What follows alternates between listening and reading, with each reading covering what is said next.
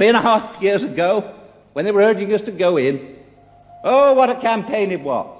You've got to get in to get on, was the slogan of that day. £5 or £6 a week better off for Britain if we can only get into the common market. All the goodies were spread out, and Donald Stokes of Leyland buying one-page advertisements saying, all we need is a great domestic market of 250 million, and we will sweep Europe. And you know what has happened, and this is the one significance of the trade figure. I'm not arguing who cares about the actual details of the size of it. That doesn't matter, it's the trend. The trend. 3 years ago, 4 years ago, we were almost in balance with the common market countries. What's happened since?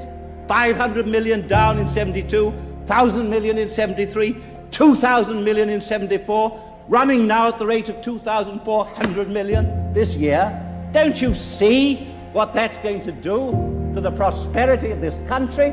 You can't go on borrowing that. And you add to that the burdens I mentioned a moment ago, and we are under great threat. We're in peril at the present time, and the country must know. Therefore, now what do they say? What is the message that comes now? No longer to tell the British people about the goodies that lie there. No longer that. That won't wash, will it? Because the evidence will no longer support it.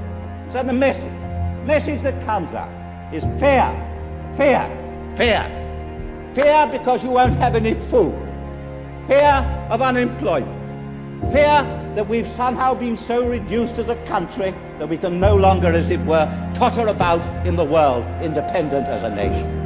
And a constant attrition of our morale, a constant attempt to tell us that what we have, and what we have is not only our own achievement, but what generations of Englishmen have helped us to achieve, is not worth a damn. The kind of laughter that greeted the early references that I made, that what was involved was the transfer of the whole of our democratic system to others. Not a damn. Well, I tell you what we now have to face in Britain, what the whole argument is about, now that the fraud and the promise has been exposed. What it's about is basically the morale and the self-confidence of our people. We can shape our future. We are 55 million people. If you look around the world today, I listened to Gough Whitlam and his 14 million Australians, and he trades heavily with Japan. I'm very fond of the Australians. But do you think he's going to enter into a relationship with Japan, which gives Japan the right to make the laws in Australia? Do you think Canada, 22 million of them, and to the south a great and friendly nation?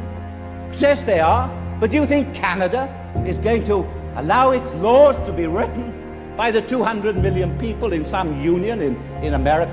No, of course not. The whole thing is an absurdity. And therefore I urge you to reject it. I urge you to say no to this motion. And I urge the whole British country to say no on Thursday in the referendum.